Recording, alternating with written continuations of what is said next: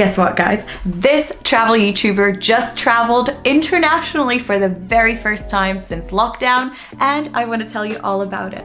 I hadn't seen my family since last Christmas and I just missed them so much. My birthday was coming up and I figured, you know what, now is the time for me to visit. I didn't need a COVID test and I was gonna self-isolate anyway, even though it wasn't necessary. So all I did was book my flight and hopped on the bus from my neighborhood to the airport.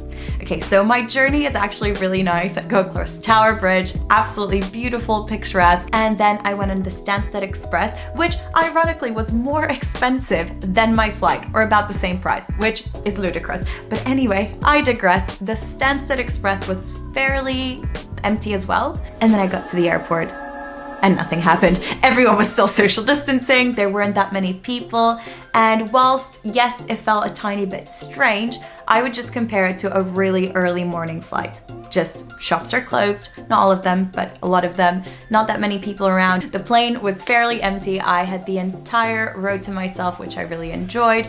It made me feel really safe and comfortable, and that was it. We flew for 2 hours. We touched down in Prague. Something I found equal parts hilarious and also really terrifying happened during passport control. I approached the booth, I gave him my document, and he kind of looked at it, he looked at me, and then let me through.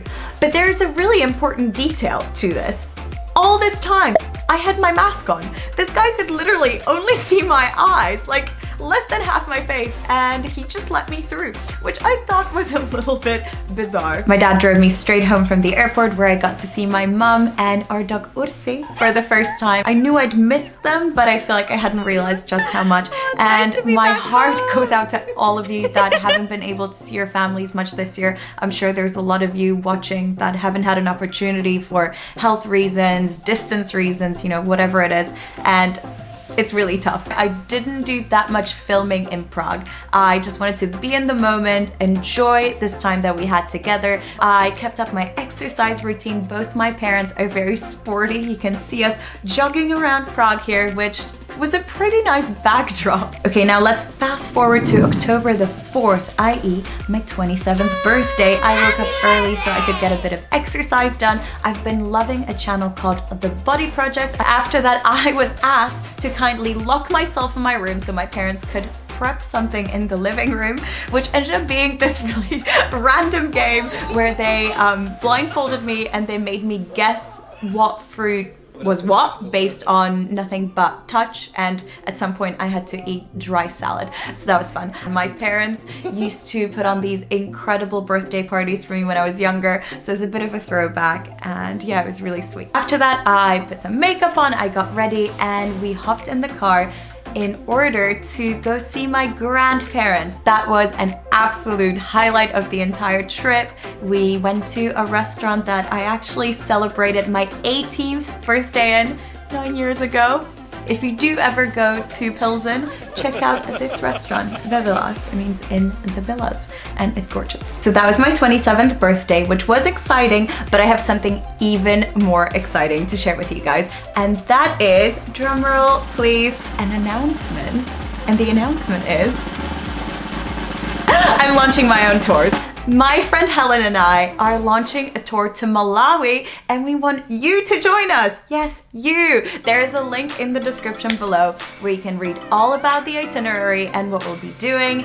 The trip is taking place in July of 2021, and we still have 9 spots left. Oh my god, oh my god, oh my god. You guys, I just had my first booking for the Malawi trip. I am so excited. Like, Helen and I have been planning this trip for quite a long time now, but we couldn't put it online because of COVID, blah, blah, blah.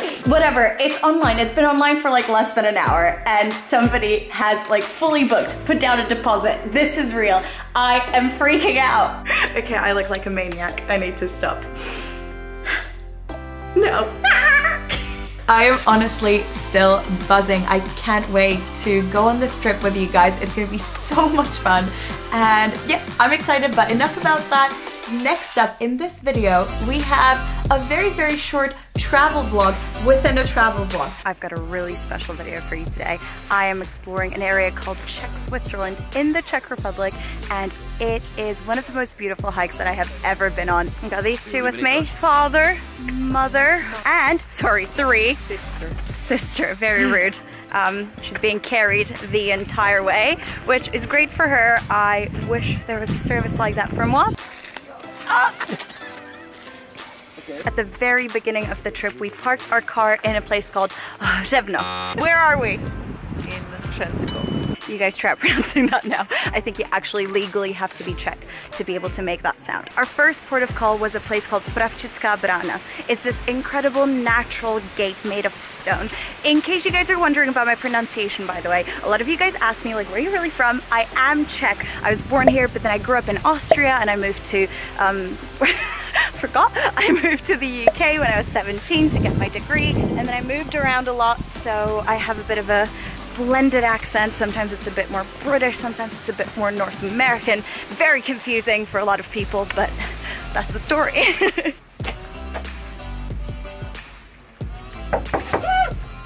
Right, it's the gate we saw is probably one of the most famous natural phenomena in the area, but there is a second one. It's a ravine, it's a gorge that you can walk through, or what I'm hoping to do, you can take a boat across it. There's a guy or a woman that takes you across and tells you all about the history of the region and stuff like that.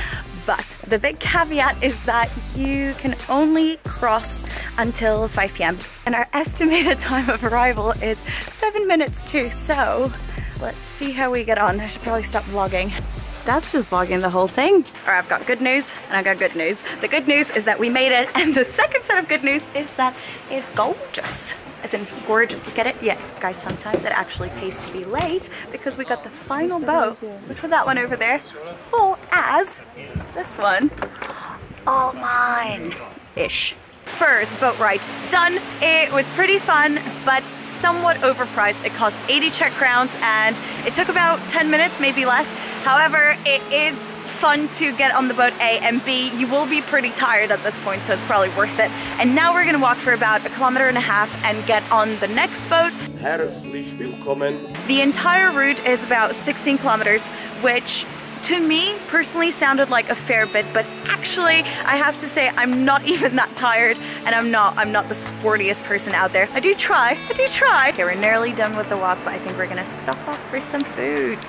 Honestly, how incredible is that place? If you are visiting the Czech Republic or that region of Germany, which is around Leipzig and Dresden, I highly recommend it. And now I want to talk to you about my other flight, because flying in a pandemic can be a little bit stressful. I got to the airport, everything was totally fine, social distancing, people wearing masks, no problem whatsoever.